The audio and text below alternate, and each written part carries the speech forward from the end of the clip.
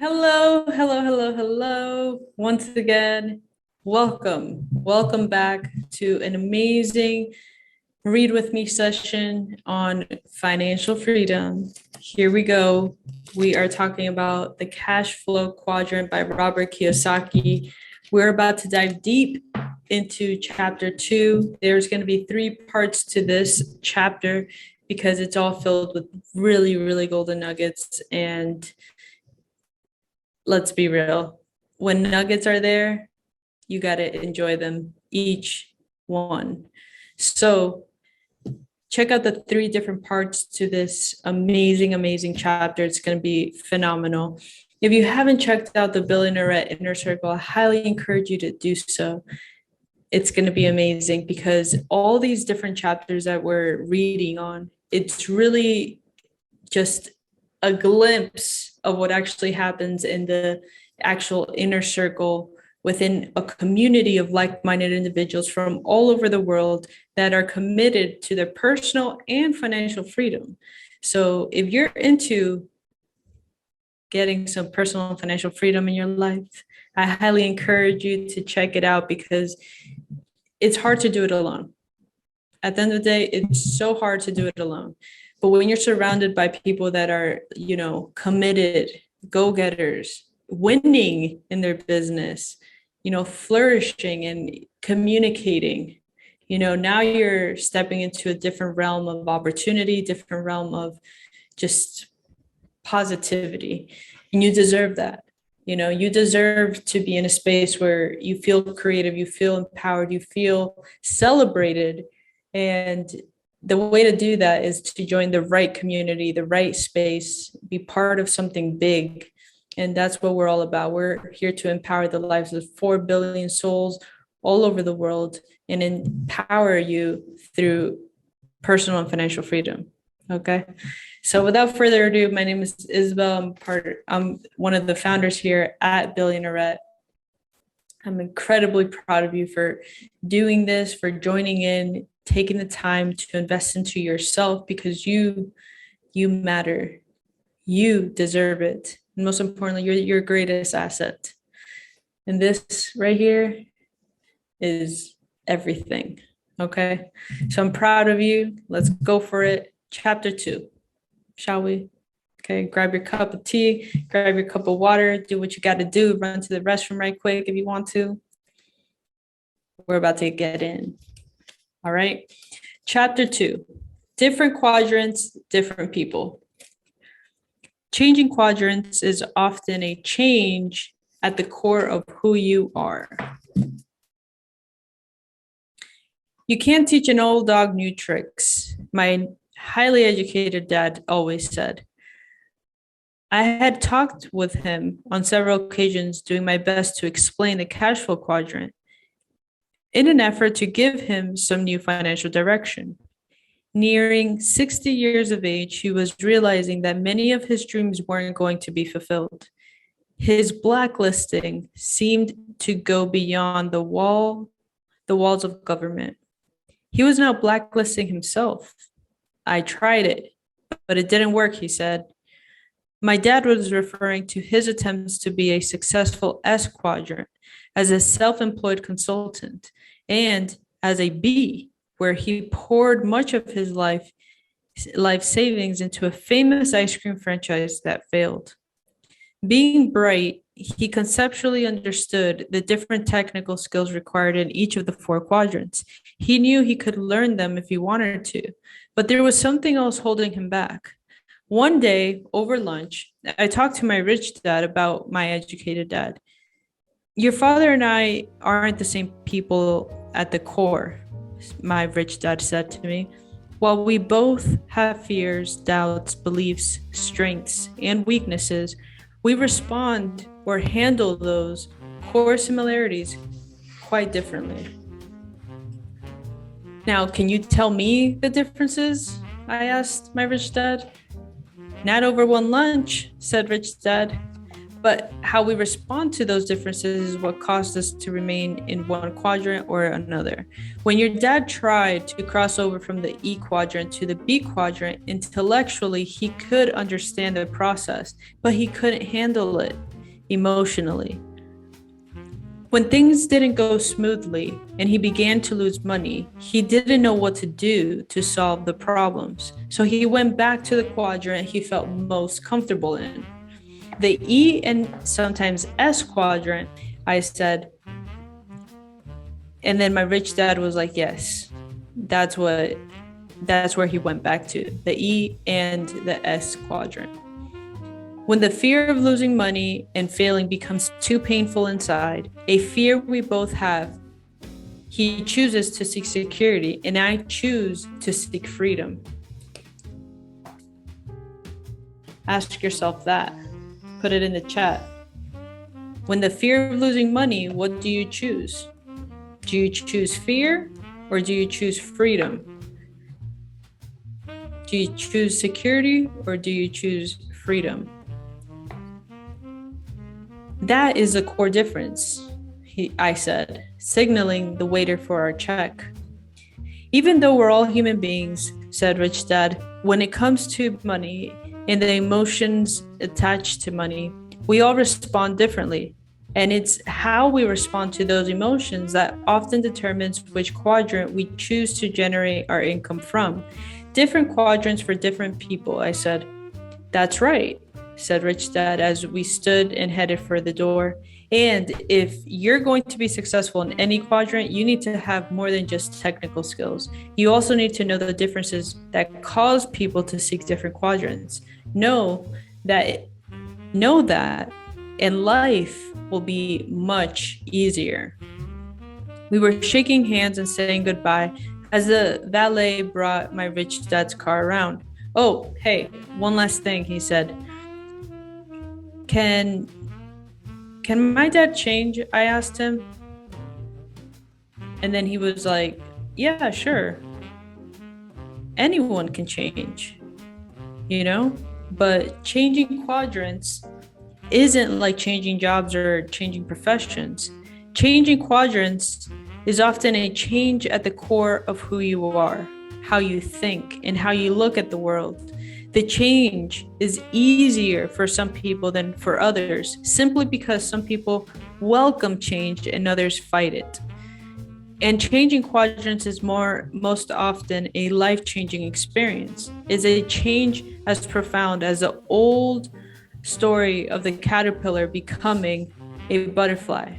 Not only will you change, but so will your friends. While you'll still be friends with your old friends, it's just going to be harder for those caterpillars to do the same things as butterflies.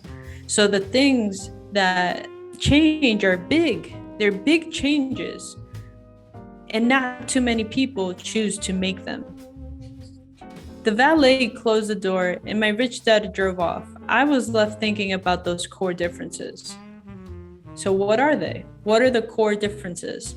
How do I tell people if people are an E, S, B, or I without knowing too much about them? One of the ways is by listening to their words. One of my rich dad's greatest skills was being able to read people, but also believed he could not judge a book by its cover.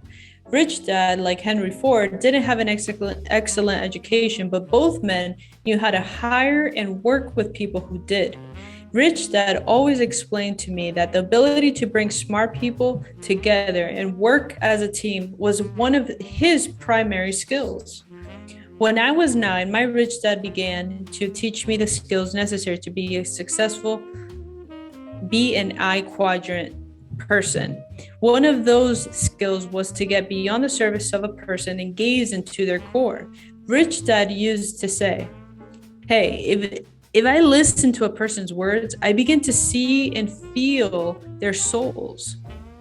So as a young boy, I began to sit in with my rich dad when he hired people.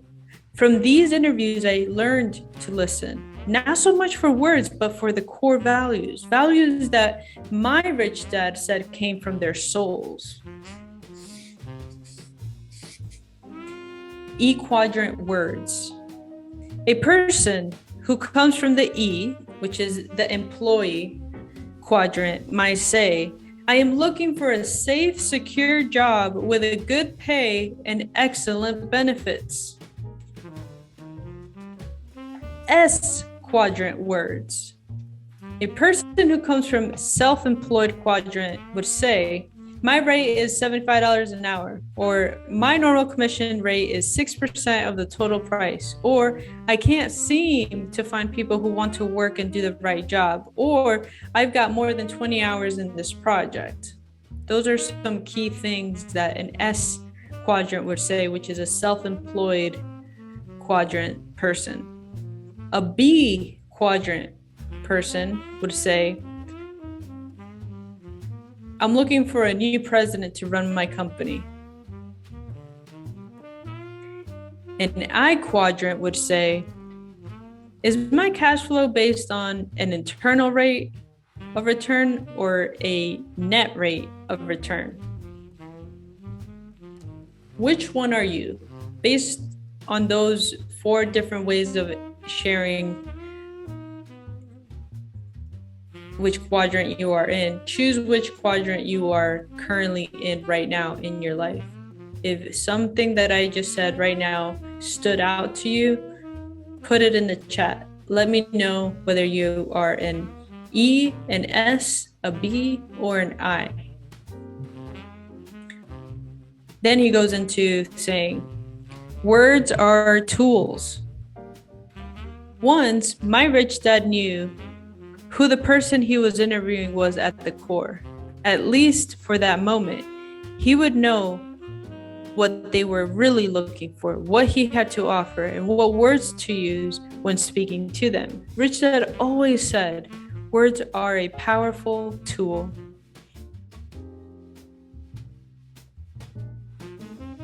Rich Dad constantly reminded his son Mike and me of this. If you want to be a leader of people, then you need to be a master of words. So one of the skills necessary to be a great B is to be a master of words, knowing which words work on which kinds of people. He trained us to first listen carefully to the words a person used. Then we would know which words we should use and when to use them in order to respond to that person in the most effective way. Rich Dad then explained, one word may excite one type of person, while the other may not take that word, that same exact word, and actually turn them off. For example, the word risk. It might be exciting to a person in the I quadrant, but evoke total fear to someone in the E quadrant. To be great leaders, Rich Dad stressed that we first had to be great listeners. If you don't listen to the words a person uses, you'll never be able to feel their soul. And if you don't listen to their soul, you'll never know to whom you are talking. Core differences. That was so strong. Here are some core differences. The reason he would say, hear their words, feel their souls, is because behind the words a person chooses are the core values and core differences of that individual. The following are some of the generalities that some people in the one quadrant from another quadrant. Okay, so we're going to dive deep into the E. Okay, then we're going to go into the S. So we're going to be touching base on the left side of the quadrant here. The E, which is an employee. Okay, when I hear the word secure or benefits, I get a sense of who the speaker might be at the core. The word secure is a word often used in response to the emotion of fear. If a person feels fear, then the need for security is often a commonly used phrase for someone who comes predominantly from the E quadrant. When it comes to money and jobs, there are many people who simply hate the feeling of fear that comes with economic uncertainty, hence the desire for security. The word benefit means people would also like some kind of additional reward that is spelled out, a defined and assured extra compensation, such as health insurance or a retirement plan. The key is that they want to feel secure and see it in writing. Uncertainty doesn't make them happy, certainty does. Their internal workings say, I'll give you this if you promise to give me that in return. They want their fear reduced by the presence of some degree of certainty. So they seek security and strong agreements when it comes to employment. They're accurate when they say, I'm not that interested in money. For them, the idea of security is often more important than money. Employees can be presidents of companies or janitors. It's not so much what they do, but the contractual agreement they have with the person or the organization that hires them.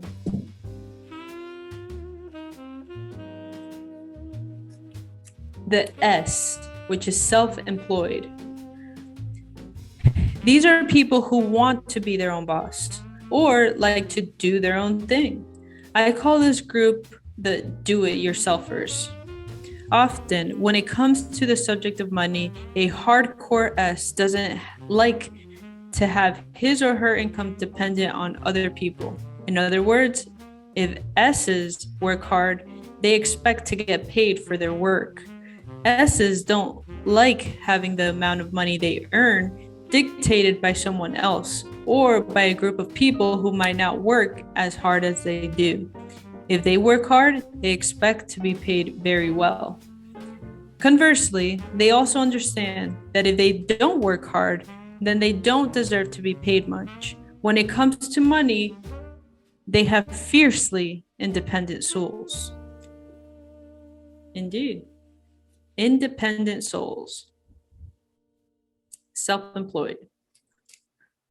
Now, he goes into the emotion of fear. So while the E often responds to the fear of not having money by seeking security, the S often responds differently. The people in this quadrant respond to fear not by seeking security, but by taking control of the situation, do it on their own. That is why I call the S group the do-it-yourself group. When it comes to fear and financial risk, they want to take the bull by the horns. In this group, you will find well-educated professionals who spend their lives in school, such as doctors, lawyers, dentists, all of the sorts. Also, in the S group, there are people who took educational paths other than or in addition to traditional school. In this group are direct commission salespeople and real estate agents, as well as small business owners like retail shopkeepers, cleaners, restaurateurs, consultants, therapists, travel agents, car mechanics, plumbers, carpenters, preachers, electricians, hairstylists, and artists. This group's favorite song would either be Nobody Does It Better or I Did It My Way. I love that song. Shout out to my mother-in-law. That is her favorite song, I Did It My Way, which is an amazing song. Self-employed people are often hardcore perfectionists. They often want to do something exceptionally well. In their mind, they don't think anyone else does it better than they do. So they really don't trust anyone else to do it. In many respects, they are true artists with their own style and methods of doing things. And that is why we hire them. If you hire a brain surgeon, you want that brain surgeon to have years of training and experience. But most importantly, you want this brain surgeon to be a perfectionist, especially if it comes to your brain. The same goes for a dentist, hairstylist, marketing consultant, plumber, electrician, lawyer, or even a corporate trainer. You, as the client hiring this person, want someone who is the best. For people in this group, money isn't the most important thing about their work. Their independence, the freedom to do things their way, and being respected as experts in their field are much more important than money. When hiring them, it's best to tell them what you want done and then leave them alone to do it. They don't need or want supervision. If you meddle too much, they'll simply walk off the job and tell you to hire someone else. Remember, independence trumps money for this group. They often have a hard time hiring other people to do what they do simply because in their mind, no one else is up to the task. Also, if this group trains someone to do what they do, that newly trained person often ends up leaving to do their own thing, to be their own boss, to do things their way, or to have a chance to express their individuality. Many S-types are hesitant to hire and train other people because once trained, they often end up as their competition. This, in turn, keeps the S-types working harder at doing their own thing. Interesting. Now we get into the B. Okay. This group of people could be almost the complete opposite of the S. Those who are true Bs like to surround themselves with smart people from all four categories, E, S, B, and I. Unlike the S, who doesn't like to delegate work because no one can do it like them, the B actually likes to delegate.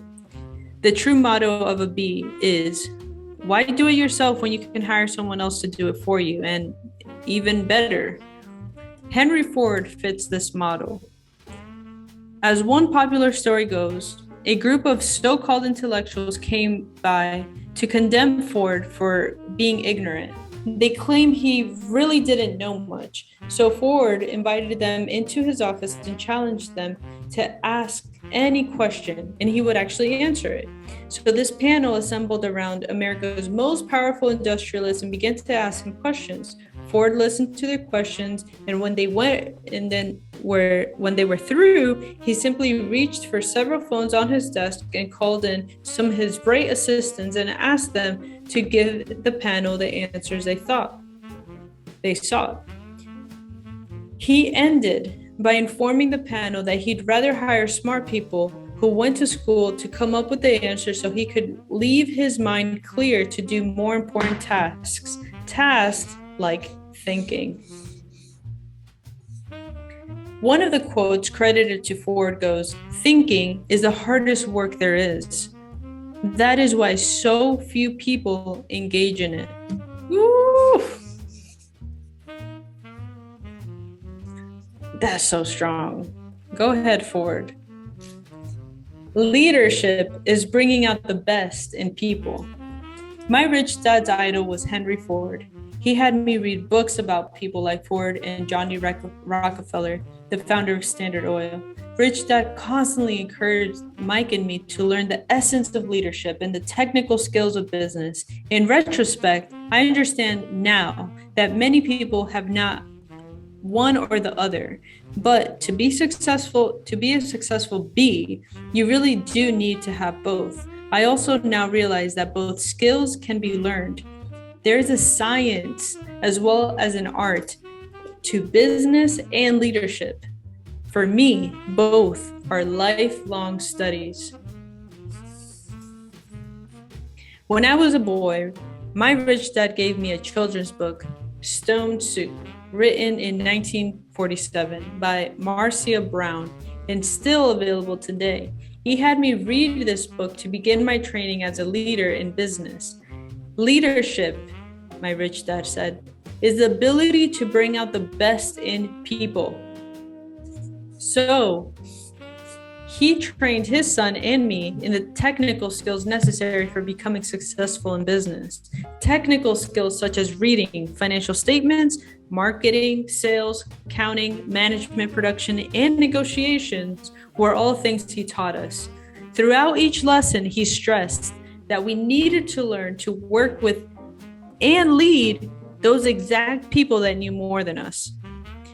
Rich Dad always said, the technical skills of business are easy. The hard part is working with people. As a reminder, I still read Stone Soup because I personally have a tendency to be a tyrant instead of a leader when things don't go my way. Interesting, Robert. Interesting.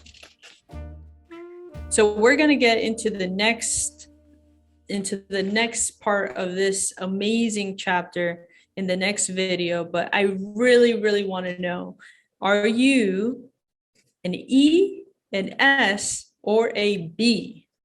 Because honestly, I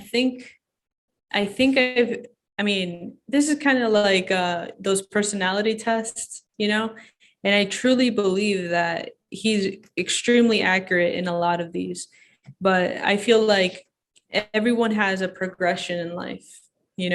I feel like when I first started out as an entrepreneur, or even when I was a manager working at Quiznos, okay, I was a manager in high school working at Quiznos for pretty much my entire high school and my high school years, not my entire high school. Let me just be real there. And what was really powerful is that I started as an employee and I worked myself to be a B in that particular field because I knew how to run the whole operation. It was easy to me. And when the owner came in, he had no clue what to do. So I was fine with actually understanding how to do it, sharing how to do it, and actually have other people come in and do it for me, right? But I'm so excited to get into the I part of all this because I feel like that eventually would have been my next step. But thank God I never got into that whole deal because if you're watching this, you know that Quiznos is not around, A. And B, honestly, I think that wouldn't have been my life's path. Going back to the preface of this book, he's really adamant. Robert is really adamant into really focusing on your life path and understanding that is the goal. The overall goal here is to understand where you want to take your life and how you want to approach life in the different ways that these quadrants are set up. So I'm so pumped to get into the next video, and make sure to like this video because I know it was filled with information and goodies and all these golden nuggets, and we're about to get into some more golden nuggets, if you know what I mean. But you deserve it. This is for you. Subscribe, make sure to hit the like, share it with a friend, and let's get into it because it's going to get on and popping. But make sure to let us know in the comments, are you an E, an S, B, or an I? So let us know. Once again, my name is Isabel from Billionaire, and I'm so pumped to be here with you.